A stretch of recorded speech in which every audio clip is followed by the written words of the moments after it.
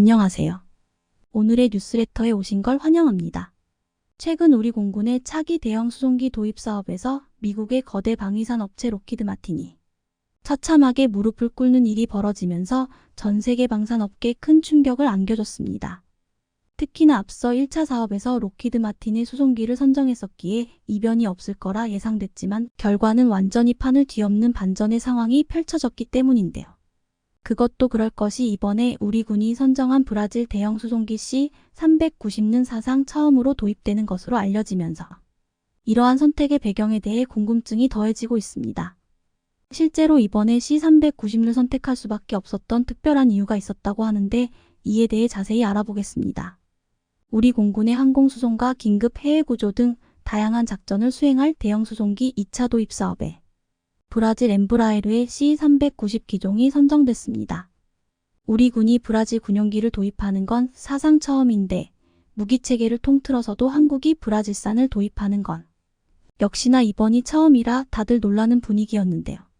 특히나 우리 공군은 미국 록히드 마틴의 C-130J 기종을 이미 운영하고 있는데도 이번 경쟁에서 세계 최대 군수업체인 록히드 마틴이 무릎을 꿇으면서 충격이 한층 더해졌습니다. 방산업계에 따르면 지난 4일 방사청은 제157차 방위사업추진위원회를 열고 이런 결정을 내렸습니다. 이로써 우리 공군은 대형 수송기 2차 사업의 일환으로 2026년까지 총 7,100억 원을 투입해 C-393대를 도입할 예정으로 이번에 C-390은 경쟁 기종인 미 록히드 마틴의 C-130J와 에어버스 A440M을 제치고 최종 선정됐습니다. 대형 수송기 2차 사업은 지난 2014년 4대의 C-130J30을 도입한 1차 사업의 후속 사업으로 원래는 2014년에 7대의 소요를 제기했으나 예산 문제로 인해 수량을 나눠 순차적으로 추진하게 됐습니다. 사실 이 과정에서 예산 확보 문제, 후보 기종들의 제안서, 서류 부실 문제 등 사업에 이런저런 문제가 발생하면서 기종 결정이 1년 정도 지연됐었는데 이번에 기종이 선정되면서 2026년까지 우리 공군에 인도되는 걸 목표로 사업이 진행될 예정입니다. 그런데 사실 지금까지 군 수송기의 경우 그 중요성에 비해 크게 주목받지 못했었습니다. 그동안에는 우리 공군의 핵심 목적이 전투기를 사용한 공중전과 공습 임무에 집중됐기 때문에 물자와 인원을 수송하는 수송기에 대한 투자가 상대적으로 소홀했었습니다.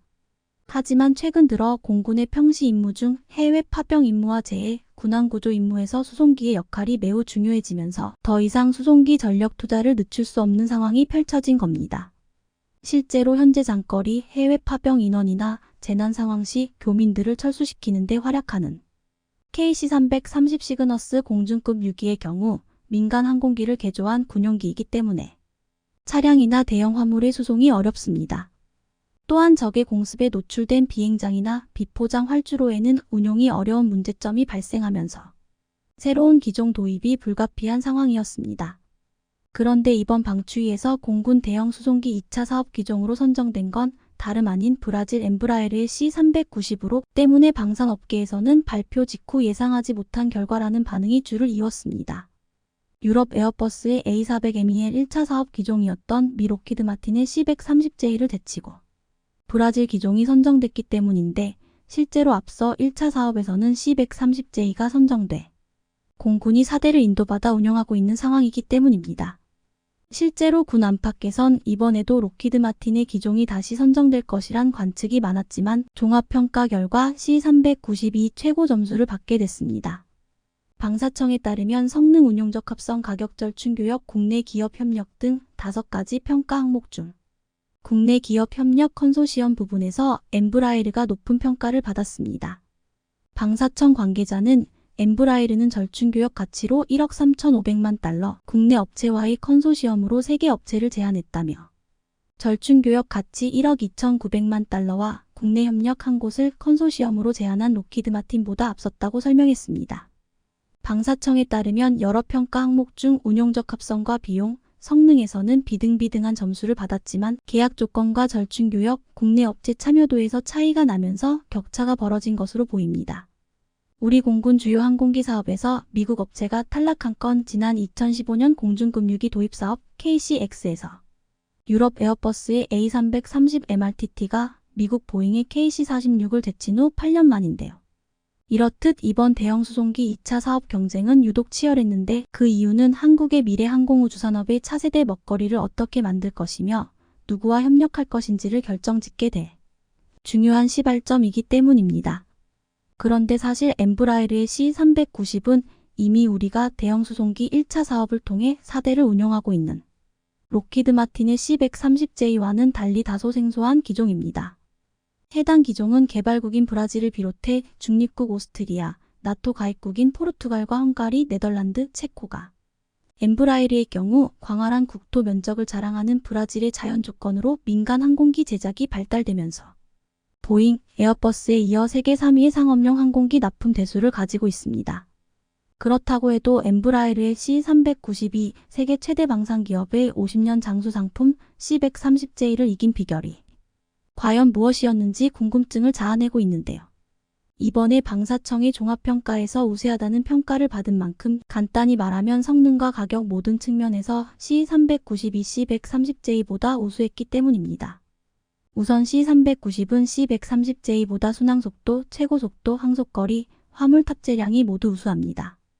해외 방산 자료에 따르면 C130J30은 20톤의 화물을 싣고 2200km를 비행하는 데 비해 C390은 23톤의 화물을 싣고 2400km를 이동할 수 있습니다. 순항속도도 C392 시속 200km 이상 빠르게 비행하고 최대 화물 탑재량도 C392 5톤을 더 실을 수 있습니다. 앞서 말씀드렸듯이 현재 공군에선 록히드 마틴이 1957년 실전 배치한 C130J 슈퍼 허큘리스 수송기를 운영하고 있지만 장거리를 이동할 땐 중간급유가 필요하다는 게 단점이었습니다. 실제로 C130J는 재작년 8월 미라클 작전 당시 아프가니스탄으로 한 번에 가지 못해 중간에 급유해야 했고 올해 4월 프라미스 작전에선 2차례 착륙해 중간급유를 받아야 했습니다. 그런데 앞으로 C390을 도입하게 되면 이런 문제가 자연스럽게 해소될 수 있습니다. 실제로 C390는 C130J에 비해 속도도 빠르고 더 멀리 가고 더 무거운 짐을 실을 수 있는 반면 특히나 가격이나 경제성 면에서도 유리합니다. 그도 그럴 것이 C130J는 군용으로만 쓰이는 터보프롭 엔진사기를 장착했지만 C390은 에어버스 A320 여객기에 사용되는 민수용 최신 터보팬 엔진 2기를 달았습니다. 검증된 민수용 터보팬 엔진을 사용해서 출력은 더 높지만 역으로 운용 비용과 연비는 더 우수한 게 C390의 핵심 경쟁력이 된 셈입니다. 더구나 기종을 선정할 때 중요한 고려 요소인 절충교역, 다시 말해서 무기를 도입하는 대신 대응 구매나 국산화, 기술 이전을 실시하는 부분에서도 브라질이 더욱더 우세했습니다. 엠브라에르 방위산업 부분 CEO 잭슨 슈나이더는 방안에 C390 정비센터 건설을 약속하는 등 적극적으로 기술 협력에 나서겠다는 점을 강하게 어필했었습니다. 반면 록히드 마틴은 기술 이전이나 절충 교역을 위해 미 국무부와 미군과의 협의가 필요해 여러모로 융통성이 떨어지는 편이었습니다. 특히나 이번 결정의 승패는 국내 업체 참여 부분에서 갈렸다고 해도 과언이 아닙니다. 록히드 마틴이 국내 한 개 업체를 대상으로 1억 2,900만 달러를 제안한 반면 엠브라에르는 세 개 업체에 1억 3,500만 달러 상당의 부품을 생산하도록 조건을 제시하는 등 결국엔 우리 방산 업체에 도움이 되는 선택으로 마무리된 겁니다. 이번 선택으로 인해 앞으로 한국은 글로벌 항공업체들의 공급망에 가입할 수 있는 기회의 장을 열게 됐는데요. 여기에 더해 앞으로 한국형 다목적 수송기 사업에 대해 더욱더 관심이 쏠리며 급물살을 타게 될 것으로 보입니다. 벌써부터 앞서 올해 초 UAE와 공동개발하기로 체결한 다목적 수송기 국제공동개발 MOU에 대해 방산업계의 시선이 다시 쏠리고 있는 상황입니다. 수송기를 만든 경험이 없는 한국과 UAE가 이를 개발하기 위해 손을 잡았다는 점에서 놀라움을 자아냈는데 특히나 수송기 국산화에 본격적으로 나설 수 있게 됐다는 점에서 획기적인 일로 평가되고 있습니다. 다목적 수송기란 말 그대로 화물 운송은 물론 여객 운송, 특수 임무 수행 등 용도가 다양한데 우리 공군이 보유한 중형 수송기 KC330, C130이 대표적입니다. 앞서 KAI가 UAE와 체결한 MOU가 더욱더 의미 있는 건 한국의 경우 다목적 수송기 자체 개발을 모색해오던 차에 국제 공동개발 형식으로 날개를 달게 됐기 때문입니다. KAI는 이미 2021년에 KCX라는 프로젝트명으로 수송 중량 최대 20톤급의 축소 모형을 공개했었고 작년에는 MCX라는 프로젝트명의 30톤급 축소 모델도 내놓았었습니다. KAI에 따르면 MCX 다목적 수송기는 최고 시속 850km, 항속거리 최대 5000km 성능을 갖췄는데 2035년 양산을 목표로 잡고 있는 중입니다. MCX의 개발비만 총 3조 원, 양산비는 18조 원에 달할 것으로 추산되며 개발 기간은 최대 11년으로 잡고 있는데 빠르면 내년부터 체계 개발에 돌입한다는 방침입니다. 이렇듯 현재는 밑그림에 불과한 MCX 사업에 UAE가 공동 투자로 참여하게 된다면 엄청나게 가속도가 붙을 것으로 보이는데요. 예를 들어 개발 기간을 줄이는 건 물론 개발 비용 규모에 따라 사업 내용도 조정될 수 있을 것으로 예상됩니다. 실제로 우리 고위급군 관계자 역시 KAI와 UAE가 다목적 수송기를 개발할 경우 KC-330, C-130급의 중형 항공기를 대체할 수 있을 것으로 내다보고 있는 상황입니다. 다목적 수송기 사업은 우리 항공업계의 수건인 국산 중형 여객기 개발과도 연결될 수 있다는 점에서 우리 방산업계에 새로운 지평을 열어줄 것으로 보이는데요. 모쪼록 계속해서 좋은 소식이 들려오길 바라겠습니다. KF-21에 심각한 결함이 있다는 주장이 제기됐습니다. 지난해 7월 처음 하늘로 날마 오른 후 KF-21은 순조로운 시험 비행을 계속하고 있습니다. 그런데 느닷없이 무장 성능에 결함이 있는 것 아니냐는 의혹이 튀어나온 것입니다. 처음 실물이 공개됐을 때부터 국외는 물론 국내에서도 KF-21은 근거 없는 비판과 비난에 시달려야 했습니다. 하지만 최근에는 비행 중 미사일 무장 분리 시험도 성공했던 터라 이런 의혹 제기는 다소 황당하기까지 합니다. 한편 이보다 더 황당한 일도 발생했는데요. 끈질기게 분담금을 미납하며 눈치만 보던 인도네시아가 KF-21의 시험 비행이 성공 가도를 달리자 슬그머니 분담금의 일부를 지급한 것입니다. 이번 시간에는 KF-21의 무장 성능 테스트 성공을 둘러싼 뒷이야기들에 대해 알아보겠습니다. KF-21이 난데없이 무장 성능에 결함이 있다는 의혹이 제기됐습니다. 실패 한 번 없이 순조롭게 시험 비행을 계속하고 있는 가운데 나온 의혹이라 해외 네티즌들 사이에서는 잠시 갑론을박이 벌어지기도 했습니다. 그도 그럴 것이 최근 국산 4.5세대 전투기 KF-21이 단거리 공대공 미사일 분리 테스트에 성공했기 때문입니다. 지난 5일 남해 상공에서 KF-21 CJ-2호기는 비행 중 AIM-2000 단거리 공대공 미사일 분리 시험을 실시했고 시험은 아무 탈 없이 순조롭게 끝이 났습니다. 전투기 개발 과정에서 무장 분리 시험은 여러 가지 목적에서 실시하게 되는데요. 무장 운용 시 항공전자 시스템이 정상 작동하는지 확인하며 미사일 등의 무장을 분리할 때 생길 수 있는 기체의 구조와 엔진 공기 역학적 특성의 변화 등을 체크해 안전성을 점검하게 됩니다. 지난 5일에 있었던 단거리 공대공 미사일 분리 시험 이전 지난달 28일 매는 미티어 중거리 공대공 미사일 시험탄도 무장 분리 시험에 성공했습니다. 한 군사 전문가는 앞서 현 시대 최고 성능이 중거리 미사일인 미티어 분리와 기총 사격을 성공한 것도 축하할 일이지만 AIM-2000 미사일 분리가 성공한 것은 매우 뜻깊다고 했습니다. 이유는 미티어 미사일은 전투기 동체에서 분리만 하면 되지만 AIM-2000 미사일은 추진체로 발사되는 형식으로 분리가 되기 때문입니다. 다시 말해 실제 공대공 미사일을 발사할 수 있는 능력이 있다는 것을 확인함으로써 KF-21이 공중전 발생 시 상대 전투기를 상대로 위력을 발휘할 수 있는 전투기임을 입증한 것입니다.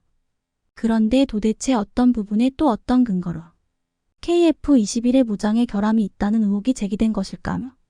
일단 의혹 확인에 앞서 KF-21이 지난달 28일에 실시했던 미티어 분리 시험의 과정을 살펴볼 필요가 있습니다. 미티어 미사일은 동체에서 투하하는 방식으로 분리되기 때문에 눈으로 봤을 때는 그냥 떨어뜨리기만 하면 되는 건데 분리에 성공했다고 호들갑을 떨 필요가 없다는 부정적인 의견들이 있었습니다. 그러나 동체 투하 방식의 미사일이라도 해도 분리에 성공하려면 미사일뿐만 아니라 기체 역시 항공역학적 설계가 제대로 이루어져 있어야 가능합니다. 만약 설계상에 문제가 있었다면 미사일은 기체 하부를 빠르게 통과하는 공기 흐름에 영향을 받아 분리된 후 아래로 곧게 투하돼 발사되는 것이 아니라 역방향으로 올라와 기체를 가격하는 현상이 발생할 수 있습니다. 따라서 KF-21이 미티어 미사일 분리를 성공한 것은 기체가 항공역학이나 공기역학적인 설계가 잘 돼 있다는 걸 뜻합니다. 또한 일부에서는 KF-21이 기총을 발사할 때 불꽃이 튀는 것을 보고 역시 결함이 아니냐는 주장을 하기도 했습니다. 하지만 이런 의혹은 하나의 해프닝에 불과할 정도로 전투기의 무장 시스템에 대해서 잘 몰라서 제기하는 주장입니다. 결론부터 얘기하자면 KF-21이 기총 발사 시 발생한 불꽃은 결함과는 전혀 상관없는 예광탄으로 인해 생기는 일반적인 현상입니다. 기총에 장착하는 탄약에는 3위 사이에 예광탄을 삽입합니다. 이는 조종사가 야간에 기총 사격 시 탄환이 목표물을 향해 제대로 발사되고 있는가를 육만으로 확인하기 위한 용도이며 결함과는 아무 상관없습니다. 또한 전투기 기총뿐 아니라 차량이나 헬리콥터에 장착하는 중기관총의 탄약들도 일정 간격으로 예광탄을 장착합니다. 즉 KF-21 무장시험에 제기된 해외 네티즌들의 의혹들은 모두 정보 부족에서 기인한 근거 없는 헛소리라고 할 수 있습니다. 그런데 KF-21이 초음속 비행, ASA 레이더 장착 비행, 야간 비행 무장 분리와 기총 발사까지 시험 비행을 성공적으로 수행하고 있다는 소식이 이어지자 철면피의 아이콘 인도네시마가 슬그머니 분담금의 일부를 납부했다는 소식이 들려와 실소를 금치 못하게 만들고 있습니다. 인도네시마는 그동안 공동개발이라는 이름이 무색하게 개발 과정에 기여하는 부분 하나 없고 분담금도 미납하면서 한쪽 발만 간신히 걸친 채 눈치만 보고 있었던 셈인데요. 계속 분담금 납입이 지연되면 인도네시마와의 공동개발이 무산될 수도 있는 상황이었습니다. 하지만 KF-21의 시험 비행이 순조롭게 진행되는 걸 확인하자 지난해 11월에 93억 원을 납부하고 지난 2월에 400억 원을 납부했습니다.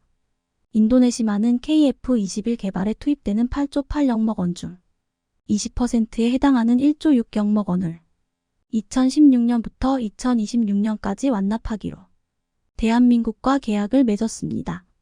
인도네시아가 해당 기간 동안 분담금을 완납하면 대한민국은 KF-21 시제기 1대를 인도함과 동시에 개발에 관련된 기술과 자료를 이전하며 KF-21 48대를 인도네시아 현지에서 생산하는 것이 당초의 계획이었습니다. 그러나 인도네시아는 이 272억 원을 납부한 뒤 4년 동안 2019년 1월 이후에는 단 한 푼의 분담금도 내지 않다가 지난해와 올해 분담금의 일부를 찔끔 납부한 것은 자신들이 아직 KF-21 개발 사업에서 발을 완전히 빼지 않고 있다는 일종의 치졸하기 짝이 없는 퍼포먼스라고 봐야 할 것 같습니다. 하지만 현재 상황이 조금 심상치 않게 돌아가고 있다는 정황이 포착되고 있습니다. 지난 1월 인도네시아 현지 언론 매체에서는 KF-21 시제 5기가 인도네시아에 인도될 것이라며 자국의 조종사가 2023년 말에 KF-21 시제 5기를 시험 비행할 예정이라고 보도한 적이 있습니다. 또한 시험 비행 임무를 수행할 조종사는 인도네시아 공군의 모하메드 수기안토 대령 등이라며 실명까지 거론하며 확정된 사실인 것처럼 기사를 게재했습니다. 아닌 게 아니라 알려진 사실에 의하면 올해 초에 인도네시아 조종사 2명이 우리나라에 입국해 KF-21의 전투기 시뮬레이션 시스템으로 비행 교육을 받고 있다고 합니다. 현재 KF-21 시제기는 4, 5기까지 제작돼 시험 비행 중인데요. 4월이나 5월쯤 가까운 시일 안에 시제 5기의 시험 비행이 예정되어 있습니다. 그렇다면 인도네시아 언론이 보도한 대로 KF-21 시제 5기가 인도되는 것까지는 아니더라도 인도네시아 조종사들이 실제 KF-21 기체에 탑승해 시험 비행을 하는 것은 아닌가 하는 의심이 드는 상황입니다. 하지만 KAI의 관계자는 인도네시아 조종사들이 실제 기체에 탑승하는 일정은 계획된 것이 없다고 밝혔으며 방사청의 관계자 역시 분담금 납부가 해결되지 않으면 인도네시아의 KF-21 시제기가 인도되는 일은 없을 것이라는 점을 분명히 했습니다. 대한민국에 압박을 가하려는 인도네시아의 언론 플레이가 어떻게 보면 귀엽다고 느껴질 정도인데요. 인도네시아가 계속 분납금을 미납하면서도 계약한 내용대로 KF-21 시제 5기를 보내달라고 하면 KF-21-5라고 적힌 귀여운 종이 비행기나 사뿐히 날려줘야 할 것 같습니다. 슬금슬금 눈치만 보던 인도네시아가 쌈짓돈을 꺼낼 정도로 KF-21의 시험 비행은 더 이상의 찬사가 필요 없을 만큼 매끄럽게 진행 중인데요. 한 가지 아쉬운 것은 무장으로 장착되는 공대공 미사일이 아직 국산화가 되지 않았다는 것입니다. 앞서 언급했듯이 최근의 무장 분리 시험에서 KF-21은 미티어와 AIM-2000을 활용했습니다. 우선 미티어 미사일은 MBDA가 개발한 세계 최고 수준의 공대공 미사일로 전투기 등의 원거리 기동 목표물을 겨냥하고 격추시키는 것이 가능합니다. 길이 3.7m의 무게는 190kg이며 최고 속도 마하 이상으로 날아가고 최대 사거리는 100km에 달합니다. 미티어의 장점은 초가시거리 공대공 미사일이라는 것인데요. 이는 덕티드 로켓이 추진기관으로 잠착됐기 때문입니다. 먹티드 로켓이 잠착된 미사일은 일반적인 고체 추진체를 활용하는 미사일에 비해 사거리가 비약적으로 증가하며 목표물에 도달할 때까지 속도를 일정하게 유지할 수 있습니다. AIM-2000은 독일이 사미도하민더를 대체하기 위해 개발한 단거리 공대공 미사일로 길이는 2.9m이며 중량은 87.4kg입니다. 최대 속도는 마하 3에 달하고 사거리는 25km 이상입니다. 플레어 같은 적외선 교란에도 잘 속지 않고 추력 편향 제어 장치와 발사 후 조준 시스템을 통해 기체의 뒤를 추격하는 적기를 공격하는 것도 가능합니다. 또한 미국산 전투기와의 호환을 위해 사이드와인더가 탑재 가능한 전투기에는 AIM-2000도 탑재가 가능해 범용성이 크다는 장점도 있습니다. 미티어나 AIM-2000 모두 KF-21의 무장으로 손색이 없는 미사일이긴 하지만 문제는 가격과 운용 효율성입니다. AIM-2000 한 발당 가격은 5억 원 정도이며 미티어는 한 발당 26억 원이나 합니다. 장기적인 관점에서는 KF-21에 장착할 공대공 미사일의 국산화도 반드시 성공해야 할 과제라고 할 수 있는데요. 이미 국산 공대공 미사일 개발은 진행 중에 있습니다. 국내 방위산업 기업인 LIG 넥스원에서는 공대공 두알 탐색기와 표적 적응 기술을 연구 개발 중이며 아이리스 시스템은 중적 외선 대역 FPA 방식의 시커와 양자 무물형 적외선 시커, 지속 냉각용 스털링 엔진 등을 개발해 이미 생산하고 있습니다. 이뿐만이 아닙니다. 향후에 KF-21이 진정한 스텔스기로 업그레이드되고 개발 예정 중인 무인 스텔스기 가모리 XE가 실전 배치되어 KF-21과 편대 비행을 하게 되면 KF-21은 4.5세대 전투기에서 단숨에 6세대 전투기로 건너뛰게 됩니다. 500파운드급 터보팬 엔진이 장착되고 한국형 중거리 유도폭탄을 탑재하는 것을 목표로 하는 가모리 XE는 미국과 유럽에서 개발 중인 무인 스텔스기에 선능해 크게 밀리지 않는 성능을 갖추고 있어서 미니 B2 폭격기라고 불러도 될 정도입니다. 스텔스 성능이 완성된 KF-21과 가모리 XE가 결합된 편대 비행이 내뿜는 시너지 효과는 주변국들이 감히 우리 명공을 넘보지 못하게 만들 것으로 예상됩니다. 지난 2021년 4월 시제기 출고식이 열리면서 KF-21의 실물이 처음으로 공개된 이후 대다수의 국민들은 우리 기술로 만든 첫 번째 첨단 전투기를 직접 눈으로 보며 감탄과 설렘을 감추지 못했지만 한국의 무기 수출을 부러워하던 일본이 갑자기 울분을 토하고 있어 화제입니다. 한국 무기를 주로 수입하던 국가들에게 긴밀히 접근해 자신들 무기를 사라고 애걸하는가 하면 최근에는 무기 수출 제한을 대거 풀겠다며 헌법마저 무시하려는 태도를 보이고 있습니다. 2019년에는 한국의 전략물자 관리 소홀을 주장하며 수출 규제를 가해 반도체뿐 아니라 자신들 소재 부품이 들어간 무기 수출을 막으려 하기도 했습니다. 현재도 기시다를 비롯해 일본 정부 인사가 비상 발언을 쏟아내고 있는데 일본 방산의 충격적인 내부 사정이 드러나 난리가 난 상황입니다. 이런 와중에 폴란드 국방장관이 한국을 찾자 일본 정부는 멘붕에 빠져들고 있습니다. 외신까지 주목한 현재 상황. 무슨 일이 벌어지고 있는지 자세히 알아보겠습니다. 최근 일본 정부는 방위비를 상당한 수준으로 증액한다는 의지를 표명한 바 있습니다. 5년 이내 GDP의 2%까지 방위비를 올리겠다는 것인데 이와 함께 추진하고 있는 것이 방위장비 수출 규제의 완화입니다. 2022년도 일본의 방위비는 5조 4천억 엔으로 GDP의 0.96% 정도였습니다. 아베를 비롯한 자민당은 내년도 방위비를 6조 엔대 후반까지 올리자고 주장하고 있으며 5년 후 최종 예산을 10조 엔으로 만들어야 한다고 밝힌 상태입니다. 그리고 올해 안에 방위 장비 수출 규제를 완화해 공격형 장비 수출까지 하겠다는 계획을 나타내고 있습니다. 2014년 제정된 방위 장비 이전 3원칙으로는 군안이나 수송, 경계, 감시, 기뢰 제거용으로만 수출이 가능하지만 향후에는 이를 개정해 전투기나 미사일 수출도 가능하게 만들려 하는 것입니다. 기존에는 유엔이 조치하는 분쟁 당사국에 방위 장비를 제공할 수 없도록 했으나 앞으로 침략을 받은 국가에는 협정 없이도 무기 수출이 가능하게 바꾸겠다는 언급까지 했습니다. 게다가 적기지 공격 능력 보유 주장에서 더 나아가 반격 대상에 지휘 통제 기능 등도 포함하자는 요구를 한 것으로 나타났습니다. 기존에 거론되던 적기지 공격 능력보다 타격력이 더욱 확대돼 헌법 구조나 전수방위 원칙에 어긋난다는 논란을 일으키고 있는 상황입니다. 일본 여론조사에서 방위비를 대폭 늘려야 한다와 어느 정도 늘려야 한다는 응답이 57%였고 지금 그대로가 좋다는 응답이 33% 정도라 기시다의 정책에 힘이 실리고 있습니다. 얼핏 보기에는 중국 및 공산권 국가에 대항하기 위해 무기를 제공해야 한다는 명분처럼 보이지만 일본 내부에 충격적인 내막이 드러나 화제가 되고 있습니다. 최근 일본 자민당 의원이 방위산업의 비참한 상황을 폭로한 것입니다. 그는 한국보다 연구개발비가 1천억 엔이나 낮다며 방산이 몰락위기에 처했다고 하소연을 했습니다. 올해 일본의 방위 관련 연구개발비는 약 2,900억 엔 정도입니다.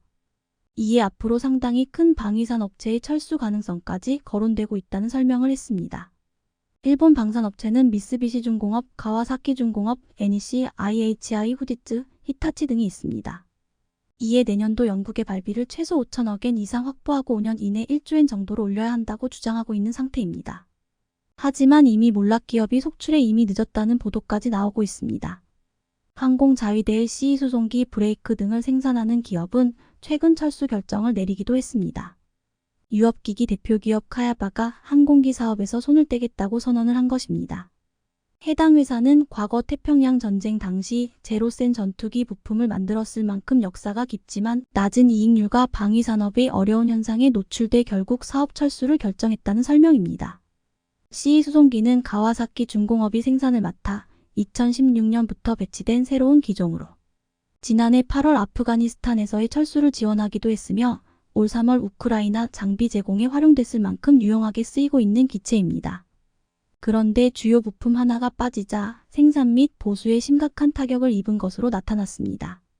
일본 방위성 간부는 카야바의 철수에 대해 빙산의 일각이다라며 적정한 이익을 내줄 수 있는 근본 대책이 필요하다는 우려를 했습니다. 얼마 전에는 미쓰이 E&S 조선과 스미토모 중기계 공업 등이 방산에서 손을 뗐고 몰락 분위기를 막을 수 없어 일본 전체가 비상이 걸린 상황입니다. 일본 저널리스트는 이것이 일본 방산업계의 현실이라며 전체 공업 생산액 320조 엔 중 방위 관련 생산액이 0.5%에 불과한 1조 7천억 엔에 그쳤다고 한탄했습니다. 특히 그들은 한국과 비교하며 무기 수출을 서둘러야 한다고 주장하고 있습니다. 최근 일본이 무기 수출을 적극 추진하는 것은 현재 방위 산업의 어려움과 한국이 적극적으로 수출에 나서 영향력이 커진 것 때문이다. 방위 산업이 성장하지 않는 것은 해외에 팔리지 않아서다. 한국은 무기를 개량해 성능을 향상시키고 이에 수출이 증가하는 선순환이 되고 있다. 반면 일본은 세계 유수의 성능이라 자화자찬하며 자기 만족에 빠져 있어 결국 몰락할 것이다. 이렇게 한국을 따라잡아야 한다고 아우성을 치고 있습니다. 일본은 품질을 조작하는 문화 탓에 헛돈을 쓴 일이 허다합니다. 미쓰비시중공업과 수백여 부품업체들이 투입돼 7조 원 이상의 개발비를 들인 소형 제트 여객기의 말제이 사업이 수차례 기기 이상 끝에 결국 접는 수모를 겪었고 미쓰비시중공업이 면허 생산했던 F-35 전투기는 첫 제작기부터 바다에 추락해 망신을 당했습니다. 6월 6일 일본 언론에는 왜 국산 전투기를 만들 수 없습니까? 기술자의 눈물이 말하는 일본 국방의 큰 문제라는 제목의 기사가 화제가 됐습니다. 개발을 한다 해도 자위대용으로 겨우 10만 150대 정도를 만드는 것이 고작이라. 외국과의 합작 개발 없이는 비용 감당도 안 되고 수출도 할 수 없는 현실을 안타까워했습니다. 일본 정부는 6세대 전투기를 영국과 공동 개발할 방침을 세우고 있습니다. 2035년부터 퇴역하는 F-2 전투기를 대체해 90대를 배치한다는 계획입니다. 전투기 관련 설계 개발 생산은 미쓰비시 중공업이 엔진 개발과 생산은 일본 IHI 등이 협력하는 방향으로 추진되고 있습니다. 하지만 기존 형태로 봤을 때 이것도 돈만 투입하고 중단될 가능성이 높다는 분석입니다. 이런 상황에 일본은 한국이 주로 수출하는 나라를 찾아다니며 자기들 무기를 사라고 압력을 넣고 있는 황당함을 보이고 있습니다. 5월 기시다는 태국 총리와 만나 일본의 방위 장비품 수출 협정을 맺기도 했습니다. 그리고 작년 3월에는 인도네시아와 외교 국방 22회담을 진행하며 방위 장비 수출 협정을 체결했고, 이어 9월에는 베트남과 비슷한 협정을 맺은 바 있습니다. 그리고 올 4월 필리핀 정부 인사를 만나서도 군사물자 교류를 재촉하기도 했습니다. 지난달 말에는 K9를 구입했던 핀란드에도 접촉해 무기 판매를 타진했던 것으로 나타났습니다. 이를 본 일본인은 방위 장비품의 협정 내용을 확실하게 확인해야 한다. 한국처럼 일본의 군사 전용 비품을 중국이나 북한 등에 흘리게 해서는 안 된다라는 반응을 보이기도 했습니다.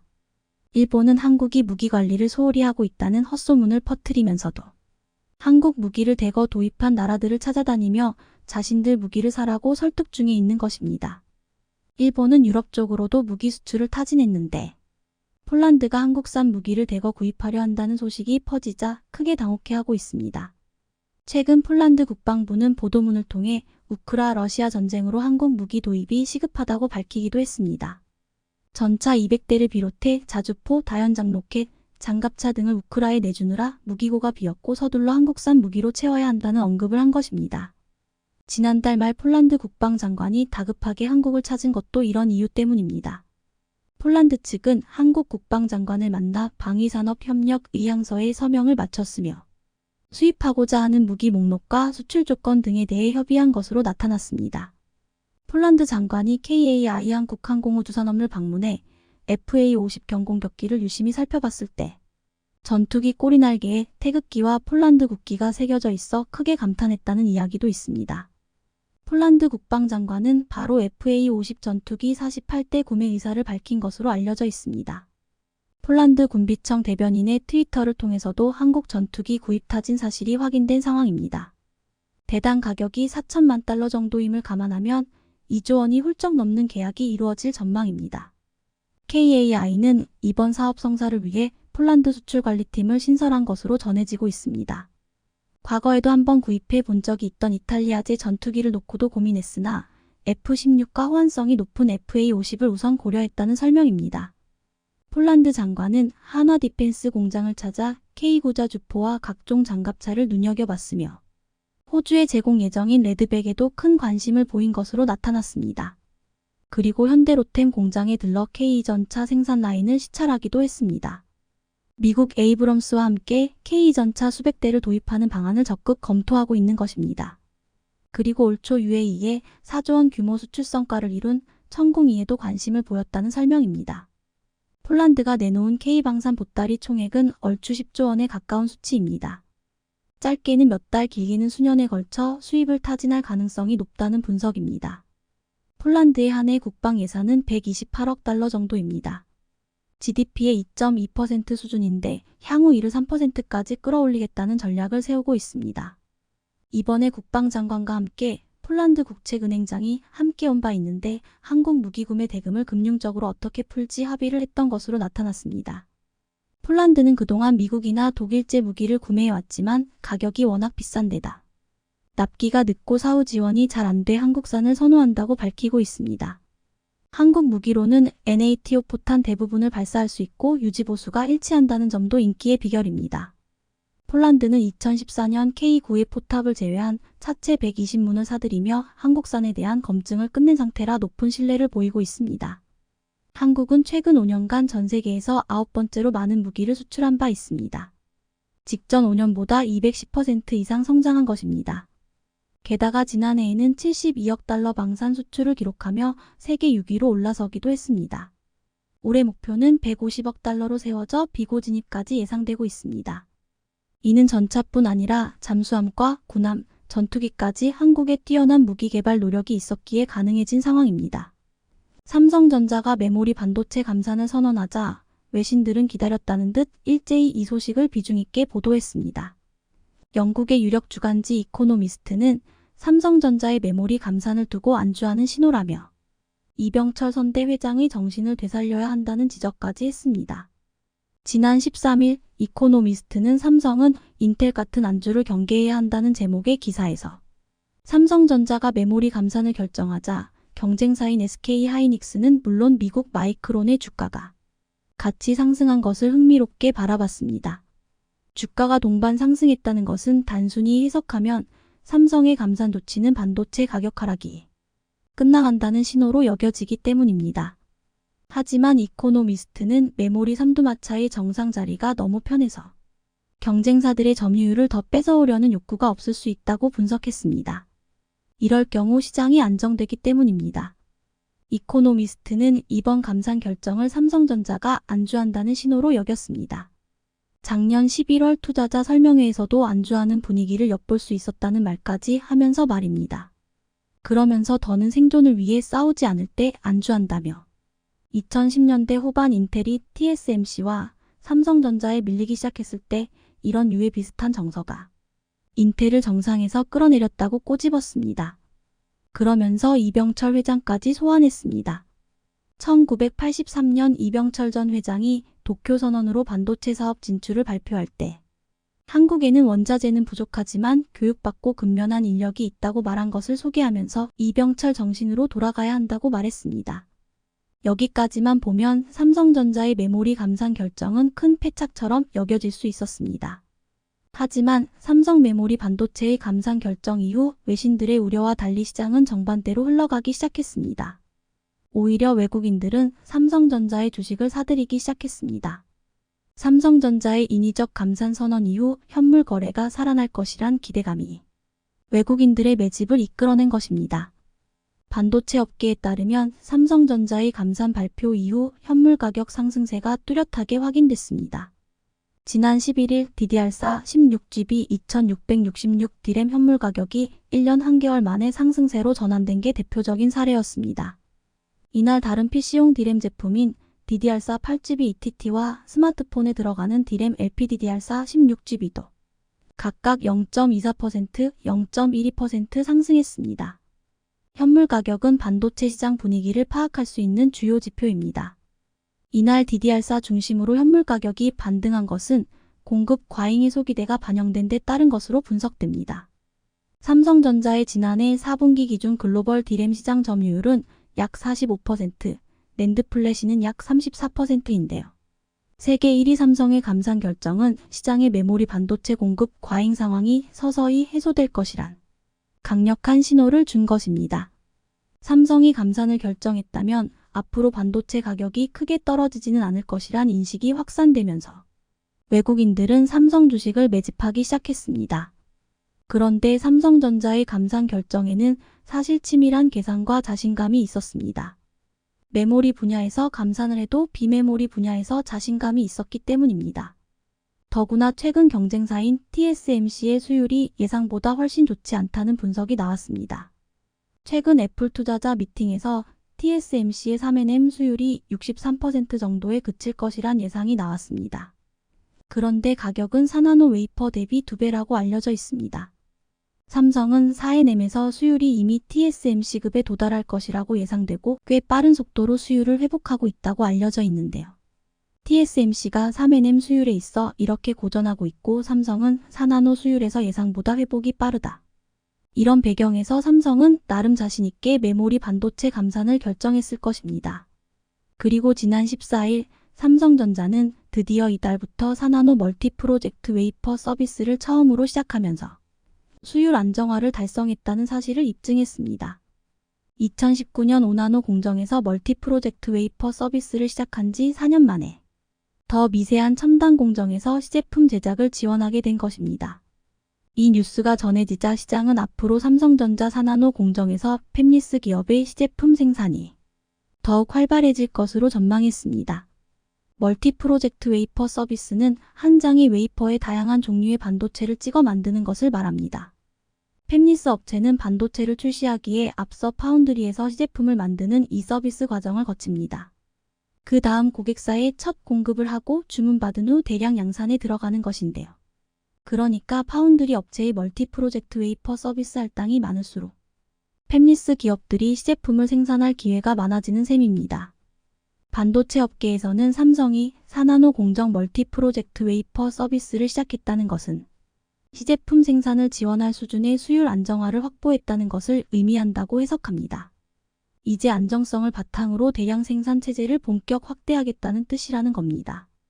지난 10월 코엑스에서 개최된 삼성 파운드리 포럼 2022에서 정기태 삼성전자 파운드리 사업부 기술개발실장 부사장은 4나노 초기 수율이 시장 기대에 충족하지 못했지만 지금은 문제없는 수준까지 끌어올렸다. 4나노는 이전 세대 수율을 뛰어넘을 것으로 예상된다. 앞으로 수율 문제는 없을 것이라 확신한다고 장담했는데 빈말이 아니었던 겁니다. 실제로 삼성전자는 최근 TSMC의 고객을 또다시 빼앗으며 승전보를 이어갔습니다. 삼성전자 파운드리 사업부의 파트너 기업인 코아시아가 그간 TSMC의 생산을 맡기던 중국 대형 고객사의 주문을 빼앗아 오는데 성공한 것입니다. 코아시아의 시스템 반도체 사업 부문은 최근 중국 사물지능 융합기술 시스템 반도체 전문 기업으로부터 최대 1억 달러 약 1,400억 원 규모의 턴키 프로젝트를 수주했다고 발표했습니다. 이 기업은 중국 정부로부터 잠재 유니콘으로 선정된 바 있으며 중국 핑안이 전략적 투자자로 참여하고 있는 기업인데요. 삼성의 파운드리 사업부 파트너 기업인 코아시아가 TSMC의 고객사였던 중국 기업의 물량을 따냈다는 것은 큰 의미를 갖습니다. 삼성전자의 자신감은 모바일 분야에서도 돋보입니다. 삼성전자는 최근 구글의 갑질까지 하기 시작했습니다. 삼성전자가 스마트폰 기본 검색 엔진을 구글에서 마이크로소프트의 빙으로 교체하는 방안을 검토하면서 구글에 비상이 걸렸다는 보도가 나온 겁니다. 최근 뉴욕타임스는 지난 3월 구글 직원들이 큰 충격에 빠졌다고 보도했습니다. 삼성전자가 스마트폰의 기본 검색 엔진을 구글에서 MS의 빙으로 바꾸는 것을 고려하고 있다는 소식을 들은 겁니다. 그동안 구글이 삼성전자 스마트폰의 기본 검색 엔진으로 탑재되면서 올린 연간 매출은 무려 4조 원에 달했는데 이게 사라지면 구글이 받는 타격은 상당할 것입니다. 최근 MS는 스타트업 오픈 AI의 언어 모델인 GPT-4를 탑재한 빙으로 25년간 검색 시장을 지배해온 구글에 도전하고 있는데요. 챗봇이 탑재된 검색 엔진은 기존 구글 검색보다 이용자들이 필요로 하는 정보를 보다 빠르게 맞춤형 제공할 수 있을 것으로 기대되고 있습니다. 지난달 MS는 GPT-4 탑재 이후 한 달 만에 검색 엔진 빙의 1일 활성 사용자 수가 1억 명을 돌파했다고 밝히며 자신감을 내보였습니다. 구글은 다급하게 지난 3월 자체 언어 모델을 탑재한 바드 챗봇을 서비스하기 시작했지만 아직 검색 서비스에는 탑재하지 못했는데요. 일각에서는 애플과 대항하는 안드로이드 진영의 삼성전자가 구글과 함께 있기 때문에 쉽게 기본 검색 엔진이 교체되지는 않을 것이라는 전망도 있습니다만 핵심은 삼성전자가 검색 엔진을 교체하려는 시도만으로도 구글 입장에서 매우 난감할 수밖에 없습니다. 또한 삼성의 메모리 감산 소식에 낭패를 본 곳이 한 군데 더 있습니다. 바로 중국입니다. 지난 19일 대만 시장조사 업체 트렌드포스에 따르면 삼성전자는 올해 2분기 낸드 생산 능력을 12인치 웨이퍼 기준 월 62만 장 수준으로 조정한다고 밝혀 지난해 4분기 대비 생산량을 5.34% 감산했습니다. 업계에서는 삼성이 디램 위주의 감산 정책을 펼칠 것으로 예상했습니다. 그런데 막상 뚜껑을 열어보니 삼성은 중국 시안 공장의 낸드 플래시까지 감산했습니다. 상황이 이렇게 되자 중국은 또다시 삼성 탈중국이 시작됐다며 불안감을 감추지 못하고 있는데요. 아시다시피 삼성이 떠난 중국 지역 경제는 완전히 붕괴된 사례가 있습니다. 하지만 이미 삼성전자의 탈중국은 빠르게 진행되고 있습니다. 신규 공장 증설 계획을 접었기 때문입니다. 미국 정부가 중국 반도체 공장에 대해 향후 10년간 신규 시설 투자를 사실상 금지하는 내용의 반도체 지원법을 발표하면서 삼성을 비롯한 한국 반도체 기업들은 중국 공장 규모를 현재 상태로 유지하면서 기술 개선을 도모하는 형태로 운영하고 있었습니다. 미국 반도체법은 사실상 퇴로를 열어줄 테니 10년 뒤에는 중국에서 나오라는 뜻으로 시청해주셔서 감사합니다.